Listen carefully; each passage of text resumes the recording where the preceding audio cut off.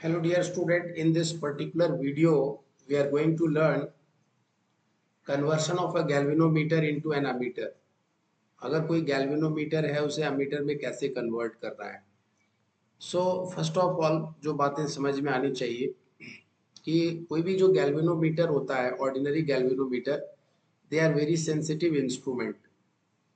कहने का मतलब यह है कि बहुत छोटे से करंट के लिए in terms of micro ampere अगर हम करंट पास कराते हैं तो दे प्रोड्यूस देयर मैक्सिमम और there full scale deflection value.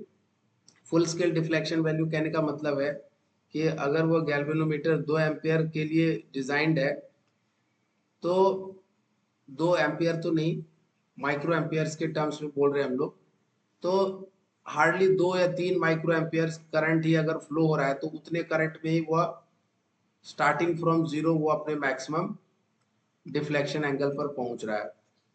तो ऐसे कंडीशंस में हम कैसे उसको जो है एक एमीटर की तरह यूज करेंगे और हम गैल्वेनोमीटर को एज ए एमीटर की तरह यूज करके लार्ज करंट को मेजर कर सके. So for that we have this method to convert a galvanometer into an ammeter. ऐसा करने से क्या होगा, हम लार्जर वैल्यू ऑफ करंट किसी भी सर्किट में मेजर कर सकते हैं बाय यूजिंग दिस गैल्वेनोमीटर जिसे हमने एमीटर में कन्वर्ट कर दिया है. एमीटर क्या होता है, बेसिकली यह सर्किट में करंट को मेजर करने के लिए यूज करते हैं और गैल्वेनोमीटर जो है वो छोटे करंट को मेजर कर सकता है अकेले, लेकिन अगर उसको हम थोड़ा सा मॉडिफाई कर दें तो वह लार्ज करंट को भी मेजर कर सकता है. उसी को हम लोग सीखेंगे कि कैसे वो मॉडिफाई करने से वो लार्ज करंट को मेजर कर सकता है.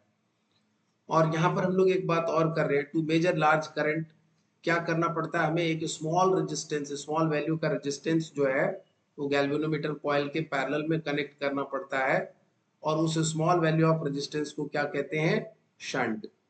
मैं आपको भी यहाँ पे सर्किट बताता हूँ, but before that I am going to just list out कुछ पॉइंट्स जो लिस्ट आउट कर रहे हैं. और ऐसा करने से क्या होगा कि जो भी सर्किट में आप करंट पास कराएंगे उसमें से मैक्सिमम करंट जो है वो लो रेजिस्टेंस पाथ जो शंट है उसके थ्रू पास हो जाएगा और गैल्वेनोमीटर कॉइल में बहुत छोटा सा करंट जाएगा और इस तरह से हम लार्ज वैल्यू ऑफ करंट को भी मेजर कर सकेंगे.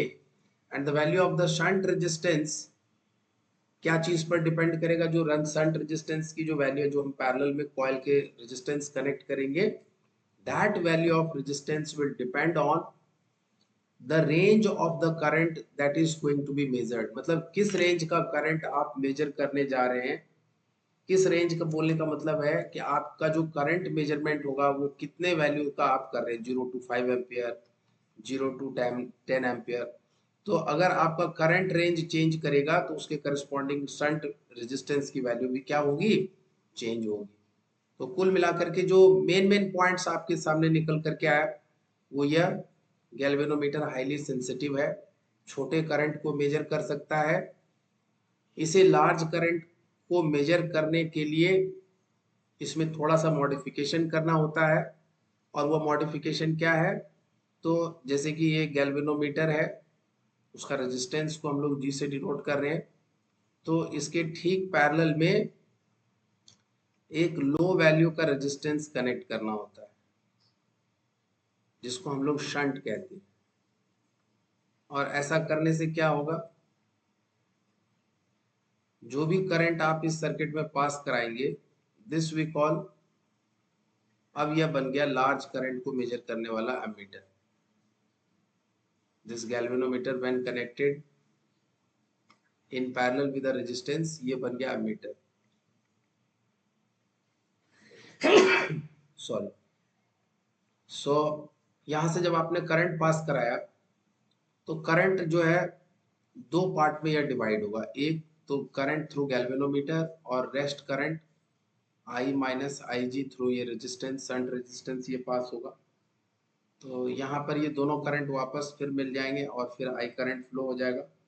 और ये दोनों पॉइंट्स को, एंड पॉइंट्स को ए बी से डिनोट कर रहे हैं. अब ये जो है गैल्वेनोमीटर लार्ज करंट को मेजर करने के लिए रेडी है और वो करंट जिसे हमें मेजर करना है उसकी वैल्यू क्या है, आई है, आई. सो लेट जी जी को हम लोग क्या कह रहे हैं यहाँ पे, resistance of the galvanometer. G is called resistance of galvanometer.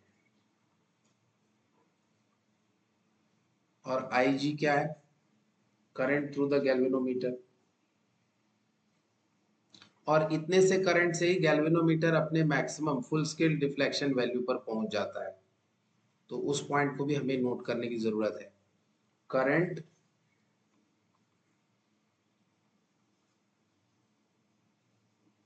with which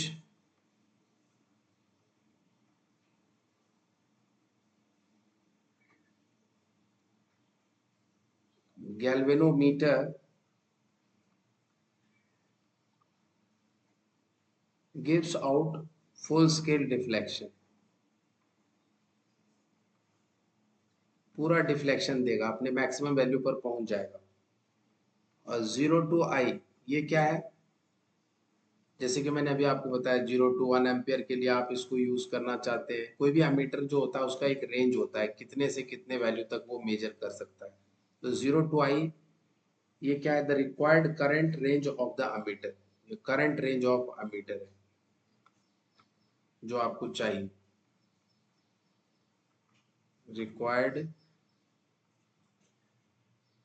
current range of ammeter. बच्चों यहाँ पर ये जो शंट रेजिस्टेंस है, इसको जिसे मैंने आर से डिनोट किया है, आप इसे आर से भी कर सकते हैं, बट जनरल नोटेशन जो यूज होता है बुक्स वगैरह में, तो उसको हम लोग एस से डिनोट करते हैं। तो let us right S only, S for shunt. So this is shunt resistance.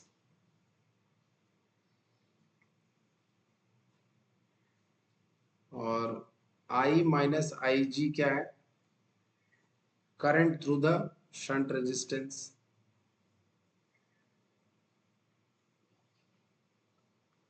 Current through shunt resistance. अब इतनी बातें आप जब यहाँ पर जान गए, तो आप यहाँ पर एक चीज देख रहे हैं कि ये गैल्वेनोमीटर का जो कॉइल है और ये जो शंट रेजिस्टेंस है, ये दोनों पैरेलल में कनेक्टेड है। तो जब दोनों पैरेलल में कनेक्टेड है, तो जो पोटेंशियल डिफरेंस गैल्वेनोमीटर कॉइल के अक्रॉस होगा वही इस शंट के अक्रॉस होगा। तो हम लोग लिख सकते हैं potential difference across galvanometer will be equal to potential difference across shunt. So potential difference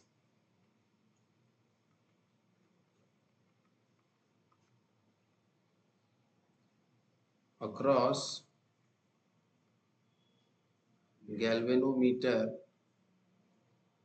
is equal to potential difference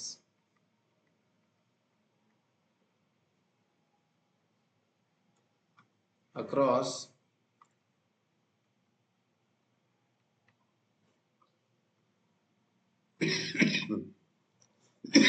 shunt. तो गैल्वेनोमीटर के क्रॉस पोटेंशियल डिफरेंस क्या होगा, करंट इनटू रेजिस्टेंस। और शंट के क्रॉस करंट इनटू रेजिस्टेंस। तो current क्या है, आई minus आई जी, और रेजिस्टेंस क्या है, एस।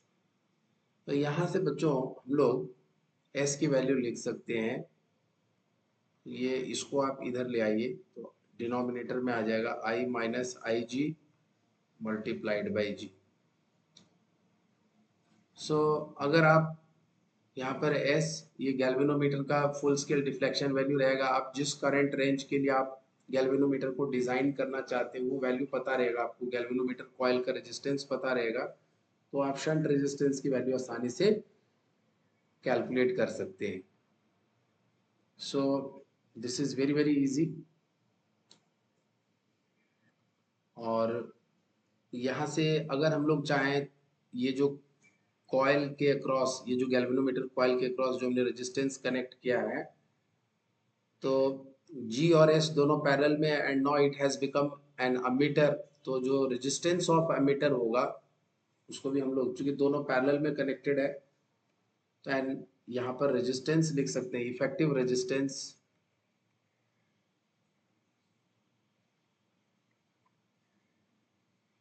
ammeter का, that is two resistance are in parallel, G and S. So G into S upon G plus S.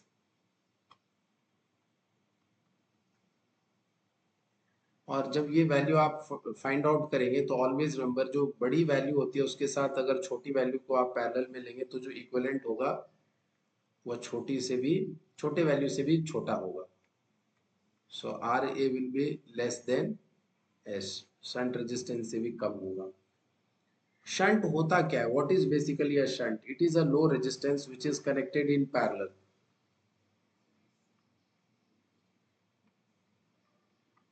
It is a low resistance connected in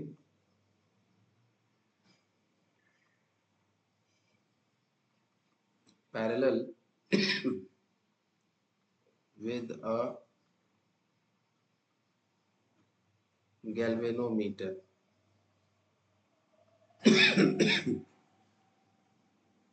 shunt का use क्या है? What are the use of shunt?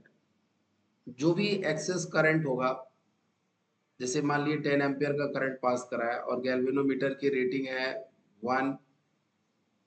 0.5 ampere, तो galvanometer से 0.5 ampere current ही जाएगा. बाकी current जो है 9.5 ampere, वह ये शंट रेजिस्टेंस से बाईपास हो जाएगा. तो under large current condition also the galvanometer is protected with this value of shunt resistance. और शंट की सहायता से ही हम जो है गैल्वेनोमीटर को एज ए एमीटर यूज कर पा रहे, उसको कन्वर्ट कर पा रहे. ठीक है, और किसी भी रेंज का हम एमीटर इससे डिजाइन कर पा रहे. तो यूज ऑफ शंट में एक दो पॉइंट लिखेंगे आप. यूज ऑफ शंट, पहला यूज क्या? To prevent a galvanometer.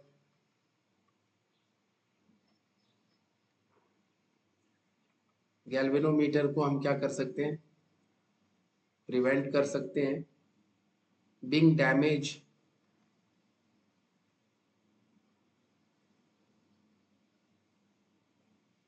Due to large current.